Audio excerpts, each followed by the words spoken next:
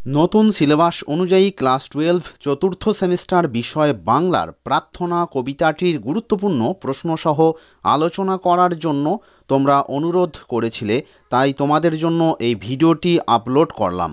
তোমরা ভিডিওটির সম্পূর্ণ অংশ অবশ্যই দেখবে, কারণ এটি একটি কবিতা সংক্রান্ত ভিডিও। আর তোমরা নিশ্চয়ই জানো যে কবিতা থেকে লাইন তুলে বিভিন্ন ধরনের প্রশ্ন পরীক্ষায় আসে, তাই কবিতাগুলো তোমাদের খুবই সচেতনভাবে ভালো করে বুঝে পড়তে হবে। আর ভালোভাবে না বুঝতে পারলে কবিতার প্রশ্নগুলো পড়তে অসুবিধা হয় এবং কবিতা সংক্রান্ত প্রশ্নের উত্তরগুলো মনে রাখতেও অসুবিধা হয়। এই সমস্ত কথা মাথায় রেখে আমি কবিতার উৎস, কবিতা সংক্রান্ত গুরুত্বপূর্ণ তথ্য এবং সমগ্র কবিতাটির ভাববস্তু তোমাদের জন্য সহজ সরল ভাষায় আলোচনা করব। এছাড়াও এই কবিতা থেকে 5 নম্বরের জন্য খুব গুরুত্বপূর্ণ মাত্র 5টি প্রশ্ন দিয়ে দেব। প্রার্থনা কবিতাটির উৎস সম্বন্ধীয় আলোচনায় আমরা চলে যাই। উচ্চ মাধ্যমিক শিক্ষা সংসদ কর্তৃক নির্বাচিত তোমাদের পাঠ্য প্রার্থনা কবিতাটি রবীন্দ্রনাথ ঠাকুরের নৈবেদ্য কাব্যগ্রন্থের 72 সংখ্যক কবিতা। প্রার্থনা কবিতাটির বিষয় সংক্ষেপ আলোচনার পূর্বে কবিতাটি সম্বন্ধীয় কিছু গুরুত্বপূর্ণ তথ্য তোমাদের জন্য বলে রাখি, তোমরা ভালো করে শুনে নাও। চিরন্তন শাশ্বত ভাবনার সমুন্নত কবিতা হল প্রার্থনা। আলোচ্য কবিতায় কবি রবীন্দ্রনাথ ঠাকুর তাঁর প্রার্থনাকে সমগ্র জাতির প্রার্থনা রূপে উদ্ভাসিত করেছেন। কবিতাটি অষ্টক ও শতক এই চতুর্দশ পদাবলীর রীতিতে বা চতুর্দশ পংক্তি সনেটের রীতিতেই রচিত হয়েছে। সমগ্র কবিতার মধ্যেই কবির দেশ অনুরাগের পরিচয় পাওয়া যায়। আলোচ্য কবিতার মাধ্যমে কবি তৎকালীন ভারতবাসীর জীবনচর্চার তুচ্ছ সংস্কার ও প্রথা, সংকীর্ণ আচ্ছন্ন মানসিকতা, জাতির অধঃপতিত দশা, ন্যায় ও সৌন্দর্যভ্রষ্ট জীবন আচরণ প্রত্যক্ষ করে মানব মহিমা প্রতিষ্ঠার জন্য বিধাতার কাছে ব্যাকুল প্রার্থনা জানিয়েছেন। কবিতার প্রথম 8টি চরণে কবি শাশ্বত জীবন ধর্মের উচ্চতর আদর্শগুলিকে সুন্দর, সাবলীল, স্পষ্ট ভাষায় দৃঢ় কণ্ঠে প্রকাশ করেছেন। কবিতার শেষ 6টি চরণে কবির বক্তব্য আরও বিস্তার লাভ করেছে। চ্যানেলে নতুন হলে ক্লাস 12 এর চতুর্থ সেমিস্টারের বাংলা সহ অন্যান্য বিষয়ের কমনযোগ্য সাজেশন প্রশ্নোত্তর পাবার জন্য চ্যানেলটিকে এখনই সাবস্ক্রাইব করে রাখো। ভিডিওটিতে একটা লাইক করে দিও। এই ভিডিওটি এই মুহূর্তে তোমাদের বন্ধুদের জন্য খুবই প্রয়োজনীয় একটি ভিডিও, তাই ভিডিওটি বন্ধুদের মধ্যে অবশ্যই শেয়ার করে দিও। আর তোমরা যেভাবে কমেন্টের মাধ্যমে জানাচ্ছ যে পরবর্তী কোন অংশ থেকে তোমাদের ভিডিওর প্রয়োজন, ঠিক একইভাবে কমেন্ট করে আমাকে জানিও। আর যে কোনো প্রশ্ন থাকলে তোমরা এই ভিডিওর কমেন্ট বক্সে লিখে আমাকে জানিও।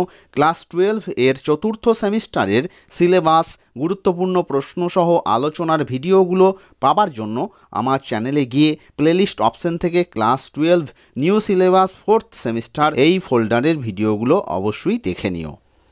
এখন প্রার্থনা কবিতাটির মধ্যে কবি কি বলতে চেয়েছেন বা প্রার্থনা কবিতাটির ভাববস্তু সহজ সরল ভাষায় তোমাদের জন্য আলোচনা করছি, তোমরা মনোযোগ সহকারে শুনে নাও। প্রার্থনা কবিতাটির চরণ অনুসারে কবিতার ভাববস্তু তোমাদের কাছে আলোচনা করব। কবি পরাধীন দেশবাসীর উদ্দেশ্যে বলতে চেয়েছেন, চিত্ত বা মন যদি ভয়হীন বা ভয় শূন্য হয়, শির বা মস্তক যদি আত্মসম্মানে গর্বে উচ্চ বা উঁচু হয় এবং জ্ঞান যদি মুক্ত হয়, তাহলে মনুষ্যত্বের জাগরণ অবশ্যই ঘটবে। কবি এমন এক ভারতবর্ষের কল্পনা করেছেন যেখানে মন ভয় শূন্য হবে, গর্বে সবার মাথা উঁচু হবে আর জ্ঞান মুক্ত অবস্থায় থাকবে।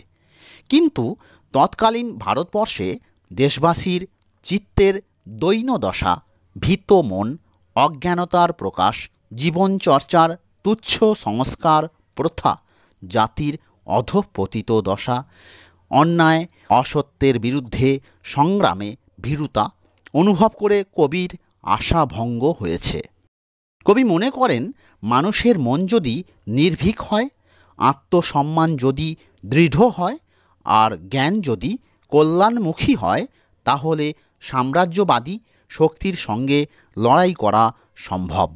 কবি চেয়েছেন দেশবাসী নিজেদের স্বার্থ, লোভ, মোহ, ভ্রান্তি ত্যাগ করে আদর্শ বোধের মন্ত্রে দীক্ষিত হোক।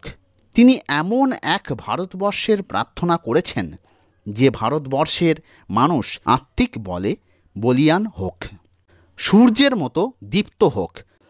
কবি এমন কিছু মানুষের কথা বলেছেন যারা সামাজিক কুপ্রথা অনুশাসনকে অনুসরণ করে এবং পৃথিবীকে নিজের সুবিধা অনুযায়ী ভাগ করে। যেমন একটি পরিবারের ব্যক্তিরা কখনো কখনো নিজেদের স্বার্থ চরিতার্থ করার জন্য বাড়ির উঠোনে পাঁচিল তুলে একে অপরের থেকে আলাদা থাকতে চায়। এই পাঁচিলকে কিন্তু অতি সহজেই ভেঙে ফেলা যায়, কিন্তু মনের মধ্যে যে বিভেদ, আত্মসংকোচ থাকে, তাকে ভাঙা বা দূর করা অত্যন্ত কঠিন হয়ে দাঁড়ায়। এই কারণেই কবি সমগ্র ভারতবর্ষকে পবিত্র তীর্থভূমিতে পরিণত করতে চেয়েছেন। তিনি চেয়েছেন এই ভারতবর্ষ হয়ে উঠুক বিশ্ব মানবতার পীঠস্থান। কবি এই জন্য আচার সর্বস্ব শুষ্ক রীতিনীতি বিসর্জনের কথা বলেছেন। মরুভূমিতে যে বালি থাকে তা যেমন শুষ্ক, ঠিক তেমনই আচার সর্বস্বতা মনুষ্যত্বের কাছে অত্যন্ত যন্ত্রণাদায়ক। মরুভূমির শুকনো বালি যেমন নদীর স্রোত ধারাকে একেবারে শুকিয়ে দেয়, ঠিক তেমনই আচার সর্বস্বতা, প্রথাবদ্ধতা মানুষের মনুষ্যত্বকে নিষ্প্রাণ পুতুলে পরিণত করে। এই জন্য কবি পিত অর্থাৎ বিশ্ববিধাতার কাছে বা ঈশ্বরের কাছে প্রার্থনা জানিয়েছেন বিশ্ববিধাতা যেন নিষ্ঠুর আঘাতের মাধ্যমে মানুষকে তুচ্ছ আচার সর্বস্বতা, চিত্তের দৈন্যতা, অজ্ঞানতা ও প্রথাবদ্ধতা থেকে মুক্ত করেন এবং অতীত মহান ভারতবর্ষের জ্ঞান, প্রেম ও কর্মময় ঐতিহ্যের রূপকে জাগ্রত করেন বিশ্ববাসীর কাছে।